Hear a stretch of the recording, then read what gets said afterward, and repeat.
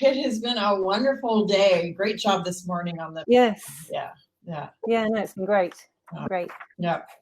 Well, those of you who do not know Juliette and I met again on a sofa, on a virtual sofa, doing an Ask Me Anything show, and it was we connected, and I appreciated so much the point of view around how are we truly seeing humans, how are we picking them up, and how are we thinking about things differently rather than just going along on a laundry list or just because our processes say so. So having a unique voice, not necessarily coming originally from HR.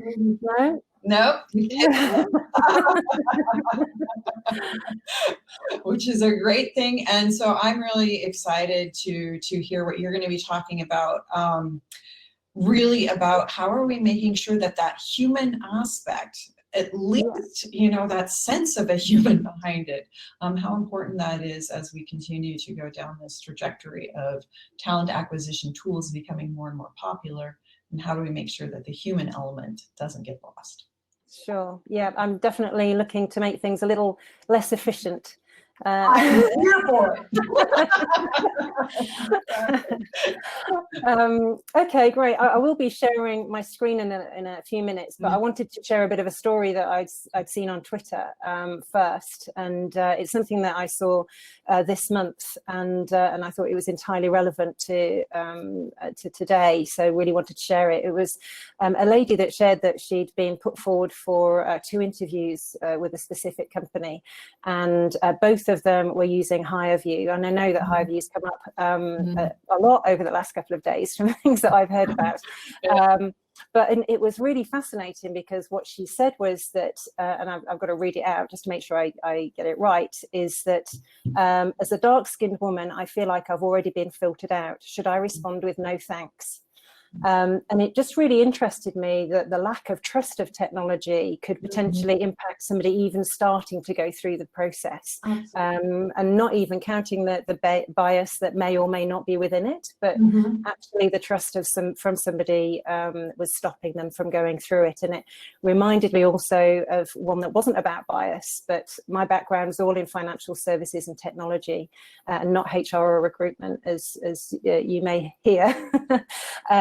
And I remember working for a company that was delivering mortgage automation and the approval process for mortgages. And what was interesting was that the more efficient we made it and the quicker an approval for a mortgage came, the lower the satisfaction of customers. And it was because they expected such a serious and an important process to take longer than it actually was doing behind the scenes.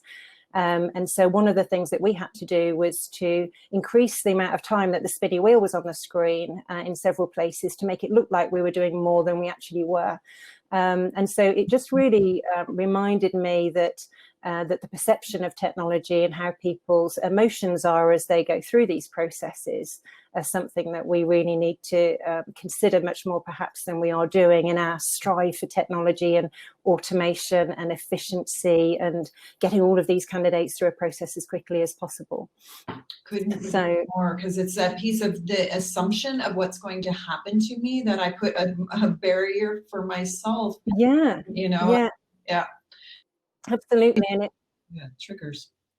Yeah, and it may be that, that the level of importance of that particular process is different depending on what type of job you're going for. When I was at college, I worked at McDonald's, and that wasn't my greatest career achievement. But there it was, it was fine for it to be automated and for there to be less hands-on experience. But as you go through your career or as you go through different roles, then you do expect a certain amount more decision-making or consideration behind the scenes, and that's perhaps what we need to show people. I do have slides, as I say, so I'll just share my screen and I can share this information with people separately as well. Hopefully it'll do it just like it did when I practiced. Yeah, see, exactly. That was working, guys, exactly. The share screen, it's been fun. Can you see that screen now? Nice. Great. All right, take it away, my dear. Okay, because I can't So if there are any questions or if anything stops, just shout. I'll get you, exactly. I'll put the chat. Perfect. Great. So this is the example, as I say, that I wanted to share with people, just to really bring it back to these being real people and making real decisions about whether they're going to enter your process or not, based on the technology you're using. This wasn't HireVue as a company hiring. This was companies that had chosen HireVue. And so it's important to consider the technology and the efficiencies that we put in and how much people trust those. So in terms of what people do want, this was research that we independently commissioned, and what we were looking at was trust in recruitment as a specific topic. And what we found was that although obviously people do want efficiency, the desire for computer algorithms is very low. And so this was across both clients and candidates, they wanted people to stop relying on computer algorithms and for it to be more focused on human beings. That doesn't necessarily mean that they trust all human beings equally. So the other piece of the research was focusing on recruitment agencies and why people feel as if they do or don't trust a recruitment agency specifically. And this was specifically around the matching of the job to the candidate, and whether they felt as if this was in the best interests of the candidate. And as you can see, that 90% of people said that they not only do they not trust algorithms, they also don't trust agencies. And then we had the sort of delving into the detail around why that might be, and that was based around honesty.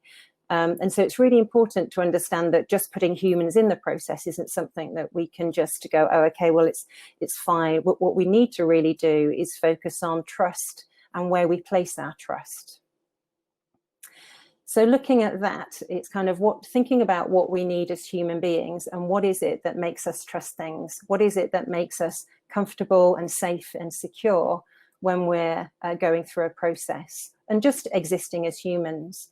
And I'm not sure, this is something that I've done. One of my many roles previously has been in psychotherapy, and we focused on human givens as a way to look at emotional needs of people.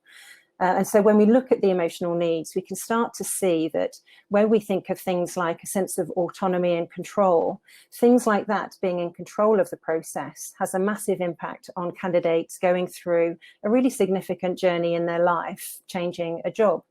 And so these are the things that these types of emotional needs are the things that we need to start to look at how can we improve our processes so that we fulfill or at least meet some of the emotional needs of the candidates going through those types of processes, but also other processes that may be within the control of an employment business. And you can see a lot of these things where obviously they may have an impact, where we start to talk now about remote working and things like that. These types of emotional needs are all things that we should be focusing on to make sure people do feel safe and secure in their role. So when we look at highly streamlined processes, and I've got a few examples here, I've tried to use examples of people I don't think are going to be on the conference. So these are just things that it's useful for people to think as I go through them. What's the immediate emotional reaction you have to these processes and to the way that that these have been put forward? Because that's the immediate reaction that people will have that are going through the process that you would be working with. So things like Tengai are interesting in terms of technology, but actually having that within your process and the things that it takes away from a candidate, that obviously it does give them things as well, but the things that it takes away are quite considerable. HireVue, as I mentioned, I'd already put HireVue in before we'd had the wonderful example from the lady on Twitter earlier this month. The AI-driven predictions based on facial recognition and that kind of thing can be incredibly intimidating for a candidate, as you can see. And then these are just examples of automated matching software for candidates. But all of these types of processes are things where if a candidate recognises that these things are happening and have the automated emails and the automated processes that they can feel like they're part of a process, it can have a significant impact on how they feel about it. Rachel Botsman is somebody that I actively stalk and I've got her books. She's somebody that was very influential in the sharing economy and wrote a lot about collaborative consumption and Airbnb and predicted the rise of the sharing economy. And she recently was at the CIPD annual conference talking about trust and about we shouldn't outsource trust to an algorithm. And I think this is really interesting in terms of thinking about who we trust and where we place our trust. And that's what we're really considering within the process here, and how to have those points within a process where you can think, okay, that we need to now build trust between the candidate and the employer at this point. And so what she went on to say was that it's about designing moments of friction that make people stop and think. And I know that there's been other software, certainly in the sharing economy, where people have had to put specific things within their process to ensure that somebody doesn't continue through the process without thinking at those specific moments, whether that's a moment from a financial perspective or a significant decision they're making, all of these kinds of things. And it can especially work with bias and with interviews, having those moments of friction, and if you like, making those processes might seem less efficient, actually makes them more efficient because the ultimate outcome is better in the end. And so I'm guessing that a lot of people have seen design thinking, and so it's certainly not something I'm going to do a session on because it could that would be a whole afternoon or a whole day or a whole week, depending on how much you wanted to go through it. But I do know that we've been covering over the last couple of days a lot around things such as being more human, having empathy for people, focusing on people as an individual, and being curious, and that curiosity. And really, that's the thing that we need from a process perspective, is to look at the person, look at the individual, and the designing of the processes that involve people, whether that's recruitment or other processes from a HR perspective, is to look at the processes that people are going through and their personal experience of it. And how they work through it, what their challenges are with it, how they work around it, and all of the things that give you that true understanding and that depth of a person's experience. Within that, in terms of looking at humans, we have to think, who are we designing it for? And one of the things that I'm passionate about, which has probably come across in all of the panels that that I've been talking on, is around who we're talking to and the level of diversity within that. For most of my career, I've been delivering technology change in large corporates, and we talk about the 80% rule. It's the 80-20, and we've always designed for the 80% of society, because it's the 80% that are going to buy the product. It's the 80%, it's the happy path scenarios that we design for. But really, when you start to look at the extremes of society, that's where we really find real humans and the real human challenges. And that's where we find the most valuable human insights, rather than looking at the 80% of people. And so that would be the extreme. So if you're designing a car, it would be looking at people who have got a family of 10 with somebody in a wheelchair, maybe twins, maybe they go camping and canoeing. You'd be looking at the extremes of the process and how to build something better for them, and then that results in a better outcome for everybody. So here are some example friction points, and then we can sort of talk about it in a bit more detail in terms of with everybody in the room. These are specifically from a roundtable that I ran with a diverse set of people that were there. I specifically chose a demographic of people that were from the 20% of society rather than the 80%, to see how they would redesign recruitment if they had the opportunity. And came up with were different to that other people would have come up with. So, but they can be applied to everybody. So from an application perspective, Here we were talking to somebody that was neurodiverse, and they were talking about how multiple choice questions they find incredibly difficult, but writing sort of an essay on something they find a lot easier, and vice versa for other different types of neurodiversity. The same for things where people may choose to not be on video or be on video. From a selection perspective, we were looking at the interview questions being shared beforehand as a step within the process. It doesn't necessarily have to happen. It doesn't, in theory, add anything from an efficiency perspective, but it does in terms of friction points and trust and the candidate feeling as if they're in control.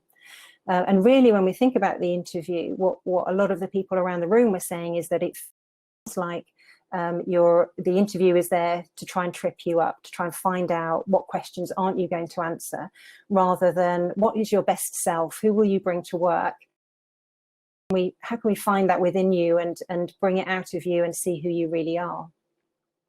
And from an offer perspective, although again this can look like a reasonable adjustments type of question, it really isn't. And it's much more about what can we do to help you in your job specifically. So maybe somebody has joined and they like to do chess every Tuesday, and they didn't say can they finish at 4:30, or maybe they have children, and all of the remote working activities we have now are actually forcing us to ask that question where we might not have asked it before. And linking that to the mortgage application process example, considering the length of the selection process and whether that is in line with how much time we think the candidate thinks is appropriate. So in the same way as we would do user research and user testing within technology and financial services and all of the apps that get shared now, it would be interesting to understand a candidate's experience going through that and what they think the time is that they should be dealt with. Obviously, there's some things there around not getting replies to emails and some fundamental things, but sometimes things can happen too quickly as well that can then really impact the outcome for the candidate, in that they may get unnerved by the amount of speed or the speed of which the process goes through. So really, summing it up, really what I wanted to do was to help us consider how we can help people recognise where and with whom they can place their trust. And so when we look at the processes and the customer experience journeys that people are going through, where is it that they put their trust in the organisation? What are the friction points where they know that they're in control, or they feel safe and secure, or that they know that something is being given, the due diligence that they feel it needs to be had? And how do we make sure that they're placing the trust in the right places and in the right people, rather than just kind of generically trying to build trust in an organisation? And really, that's what I wanted to sort of open up any discussion with and see where people were from a sharing perspective.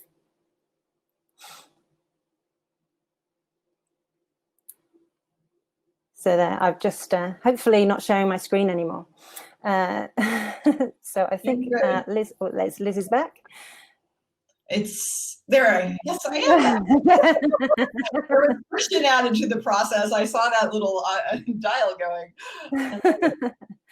So I would really be interested, and Chad, if you're in the room, because I think this is really important to say, how have you experienced that? Because I think, one of those pieces around ATS, Taleo, after, you send out automatically this rejection letter and those pieces, and just kind of a form mail. And it's one of those aspects we were talking about yesterday that at least Yes. And quite often, and there's really the discussion now amongst the recruiters that they're like, oh, there's a lot of ghosting that's going on. Yeah. Yeah. So what has been your experience? Are people coming to you saying, here, how do we get better at this? How do we get better at, adding, in terms of adding friction, but also adding the humanity into this recruiting process so that it doesn't. To be honest, I'm not seeing that yet. I'm not seeing. Okay. Yeah, I'm still seeing more of a drive towards efficiency, and I think, at the moment, I guess there's a lot of roles that are having a lot of candidates. But I think I think probably putting friction points earlier on in the process and making sure that people don't unnecessarily go through funnels is key. But But I think I don't think people quite realise that that they're going to be excluding people from the process before the process has really started from a company's perspective. And so I think things like what technology is being used, is visible to candidates, and how somebody's their interactions are going. It's unnerved them. And they've chosen not to proceed just because it didn't feel right. And sometimes that just not feeling right can be something that sort of gets in the way of the overall process. I think I've lost Liz.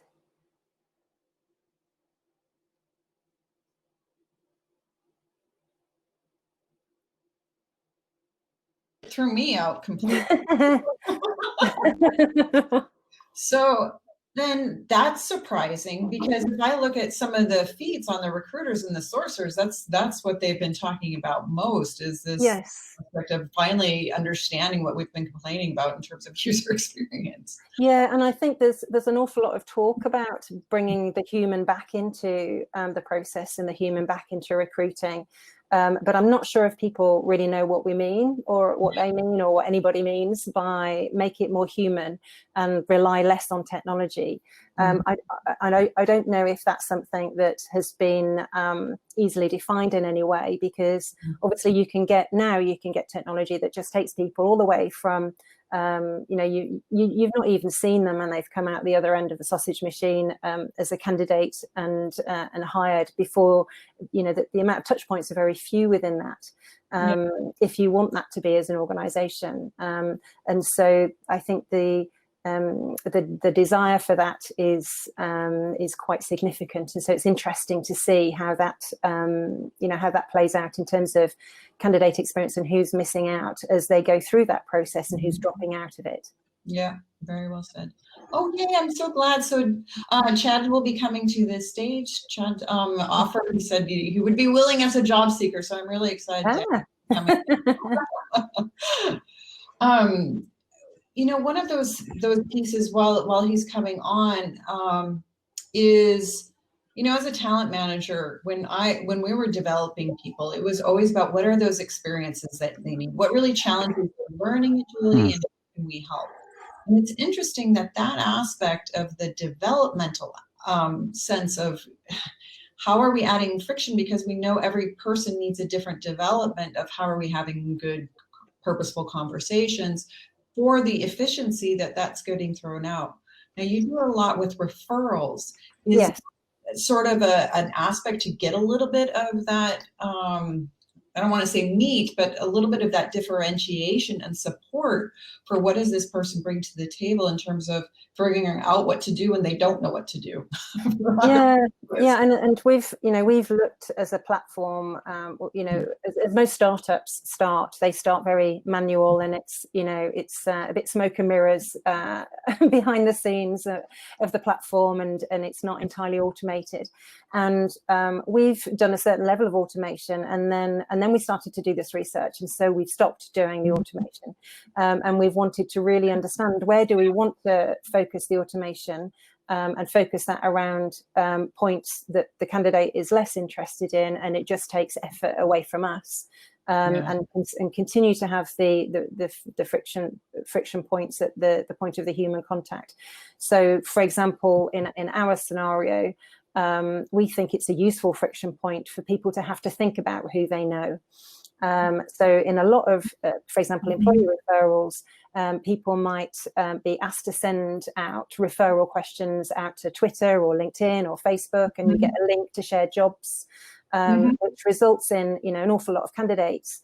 But for us, actually having it less efficient, where we don't allow that, everybody that comes through to be recommended has had to be thought about by the person. And so that's more effort for somebody, but actually it improves the end outcome. When we're often asked, but how many candidates do you have per role? And no, we don't have thousands or even hundreds. We have tens of candidates per role, because we've introduced greater friction at that point, because we want to keep it. We want to make it slightly harder for people, so they have to really think about what they're doing at that point. Yeah, exactly. I've been a huge unproponent of easy apply. Yes. Add to basket. Chad, I think we can hear you. You can. Yay! Oh, good, wondrous. Thank you. No problem. Thanks for bringing me up.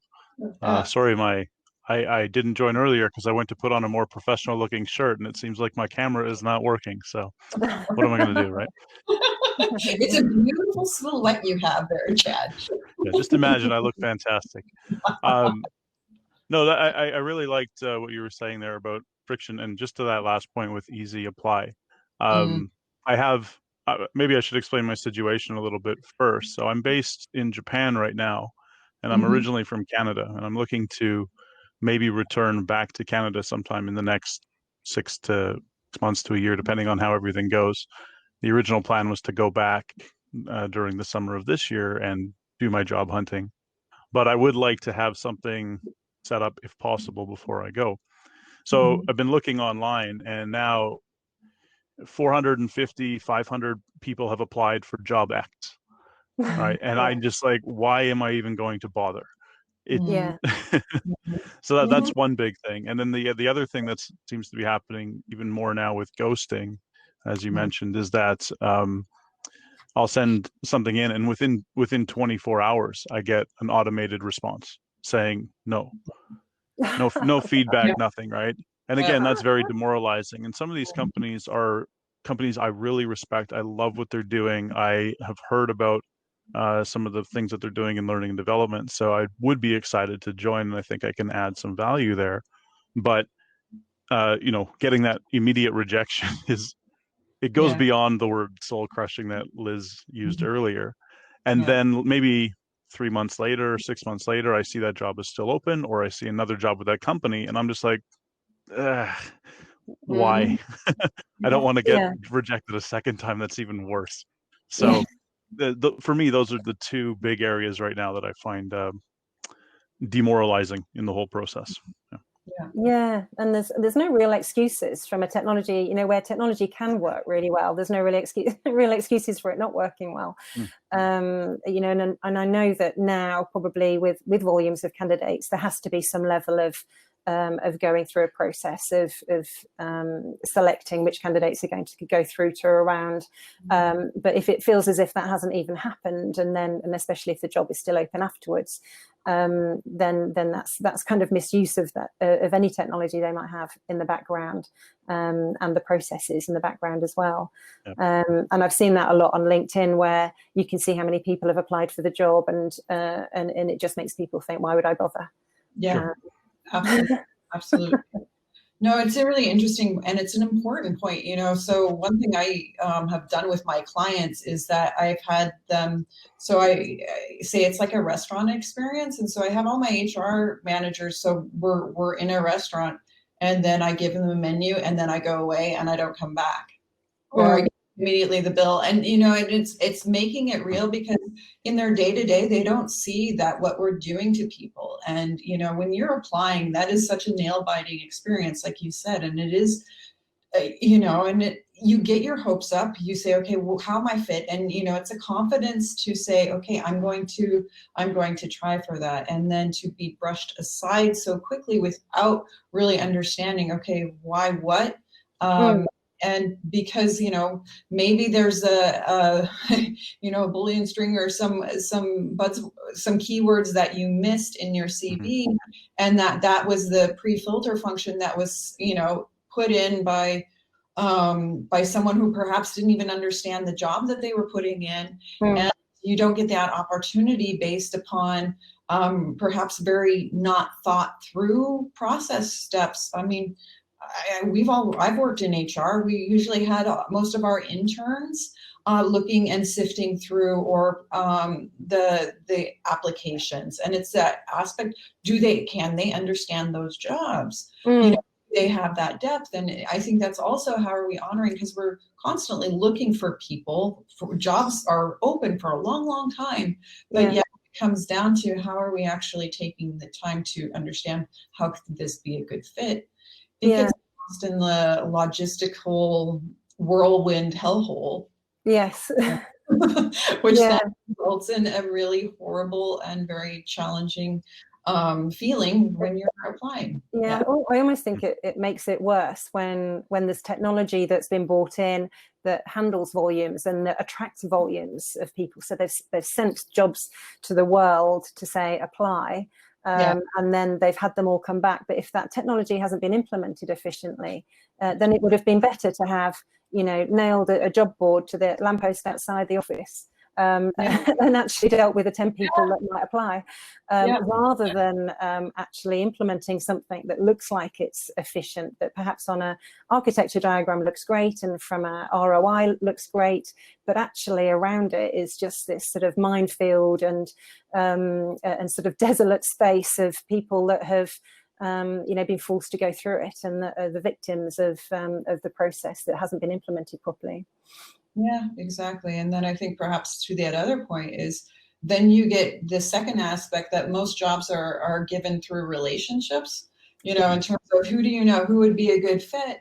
Because when, the hiring manager comes to HR and say, do you have any good candidates? No good candidates have applied. So it's a little, and it's that piece of, no, I don't believe so. I mean, that's how I got my job, is that, my boss, he didn't believe it. He's like, there has to be someone. So then he took all the resumes and he's like, why in the world did you not invite this person? Yeah.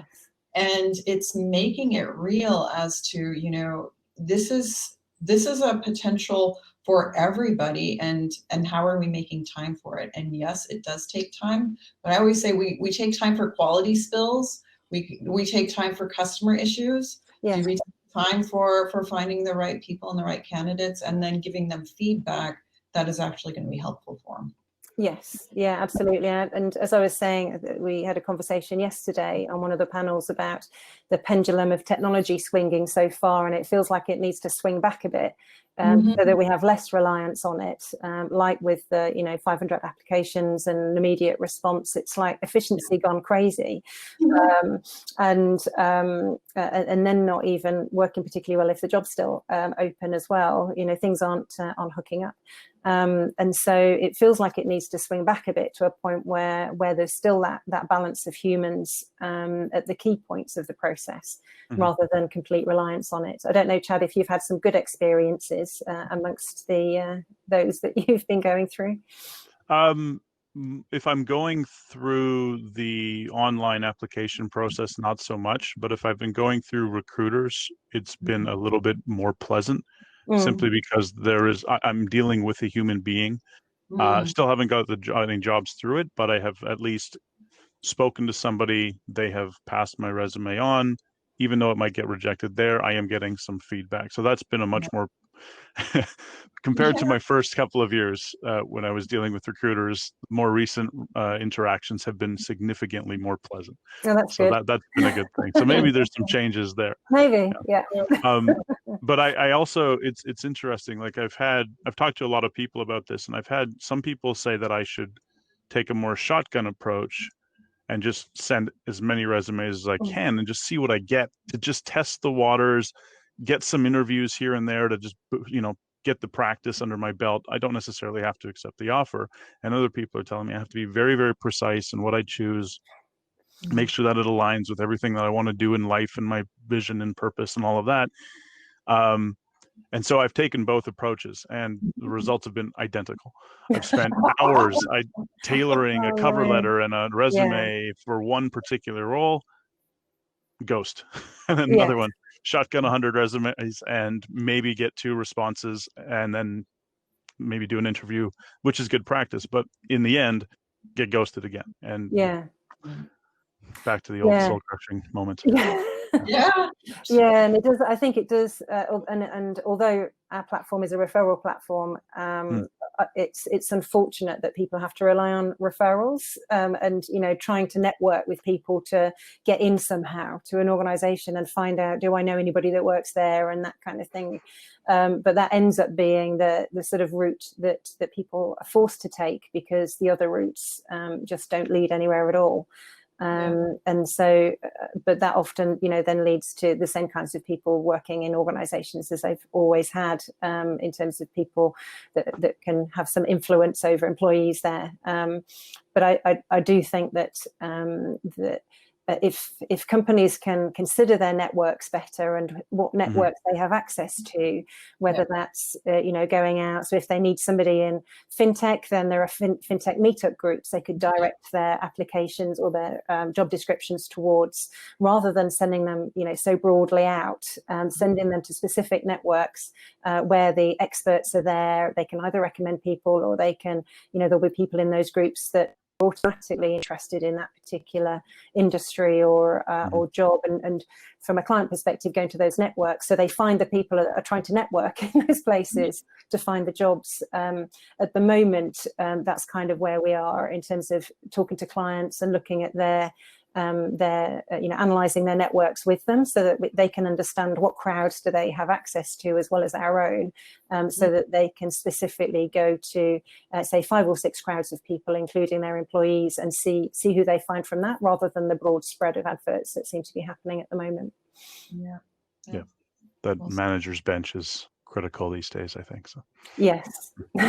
Absolutely. And it's changing, and that piece to say, what's the humanity in the process, and how are we seeing what we're doing to people? I think that a lot of these conversations perhaps would not have even been possible in January.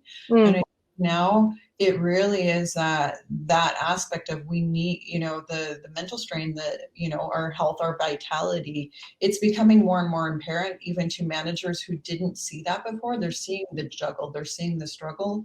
Yes. And so hopefully that can continue to make positive change towards the, what did Felix say this morning? We still have an ancient heart, Yes.